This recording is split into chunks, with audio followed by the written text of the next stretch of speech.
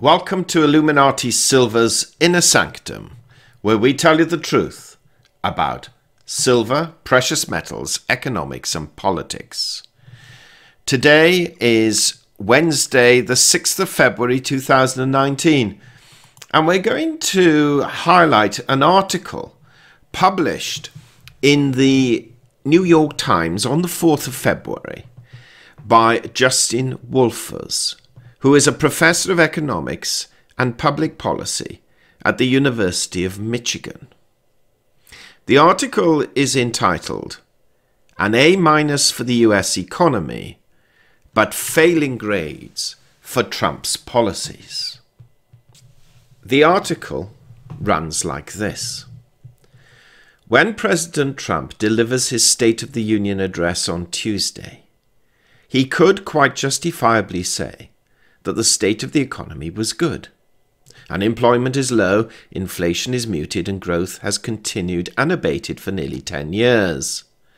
As a college professor, I'm often drawn to giving letter grades, and would give the United States economy an A-, with the potential for a better grade if the economic gains had been distributed more evenly.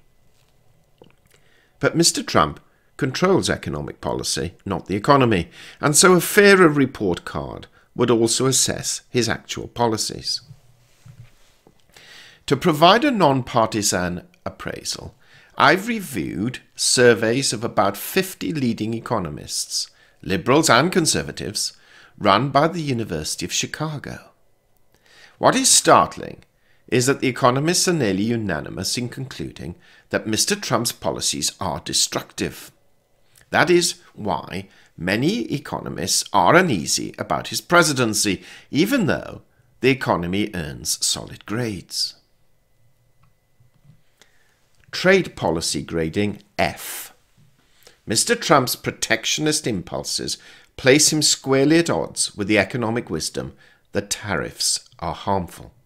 Worse, by imposing tariffs on goods like aluminium and steel, Mr. Trump's trade policy has also damaged the competitiveness of American manufacturers. None of the economists taking part in the surveys agreed with the claim that these tariffs would improve Americans' welfare, and all of them said global supply chains had made these tariffs more costly than they would have been in the past. The United States started a trade war with China, and China quickly retaliated, raising tariffs on American-made goods. Mr. Trump also created needless uncertainty with his threat to rip up the North American Free Trade Agreement that binds the United States, Canada, and Mexico. The threat yielded a substitute deal that market economists believe will do little more than replicate the previous one, and it is unclear that Congress will pass it. Criticism of Mr. Trump's protectionist instincts is widespread. When he said on Twitter that he was, quote, tariff man, and, quote, financial markets tanked. An analysis conducted by the President's own Council of Economic Advisers has reportedly concluded that his tariffs will reduce economic growth. Even by Mr. Trump's own preferred metric, the balance of trade, his policy has failed.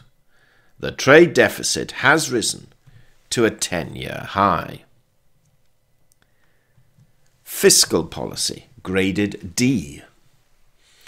The logic of fiscal policy is straightforward. In good times, the government should spend less so that in bad times it can afford to spend more and tax less, helping to support an ailing economy. When private sector demand falls, government picks up the slack. On this score, Mr. Trump's fiscal policy is a colossal failure. His signature achievement is a $1.5 trillion tax cut that provided stimulus when, arguably, it was least needed. As a result, the budget deficit is atypically high for a healthy economy, and rising government debt will make it hard for fiscal policy to provide a boost when the next downturn hits. Mr. Trump might argue that the point of the tax cut wasn't to provide a short-term stimulus, but rather to promote long-term economic growth. However, economists say that it will fail to do that too. In a survey before the bill was passed, all but one expert said the tax cut wouldn't lead gross domestic product, quote, to be substantially higher a decade from now, unquote. Darrell Duffy, the lone dissenter, said it would boost growth, but he added that, quote, whether the overall tax plan is distributionally fair is another matter, unquote. The problem, according to Daron Akimoglu, a prominent macroeconomist, is that while simplification of the tax code could be beneficial, that effect would most likely be more than offset by its highly regressive nature. Recent data supports this pessimism, as the much-promised investment boom the tax cut was supposed to deliver appears not to have materialized. It is worth noting that the one part of Mr. Trump's platform that received a strong endorsement from economists, his promise of infrastructure spending, has languished despite the possibility of bipartisan support. Monetary policy graded C. For a president, monetary policy should be simple. Appoint good people and let the Federal Reserve do its job. Mr. Trump has got half of this right.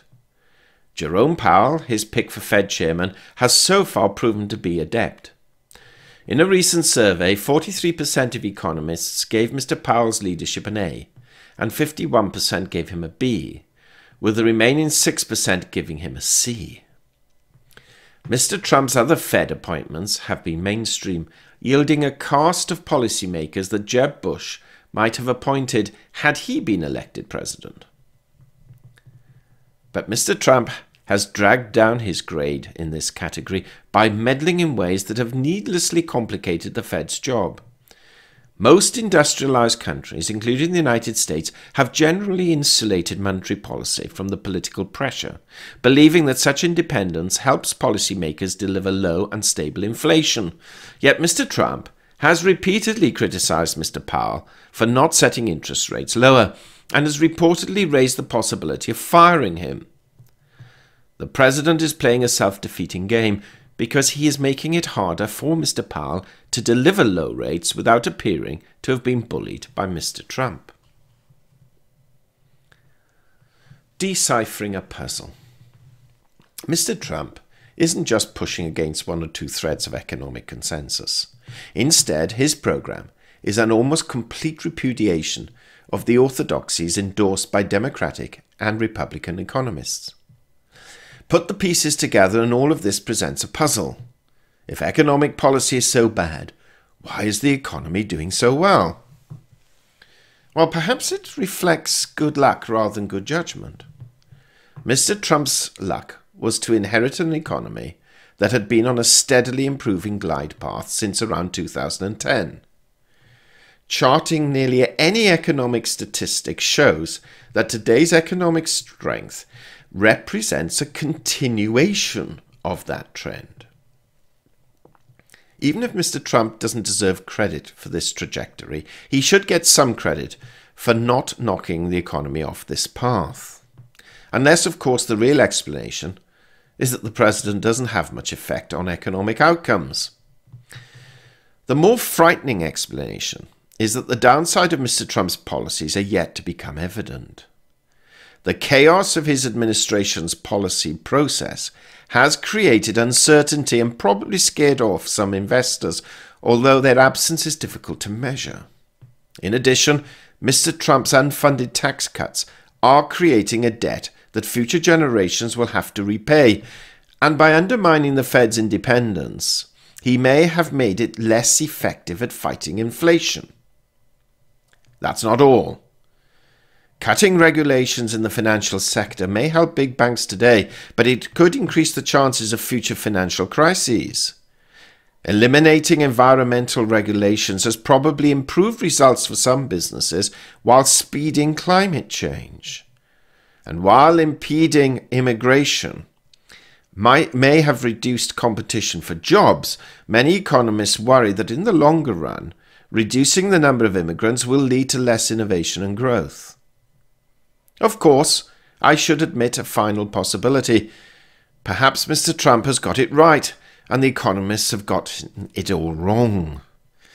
As a card-carrying economist, I don't believe this, but it seems that, in equal measure, Mr. Trump doesn't believe what economists say either. And that's the end of the article. Quite interesting.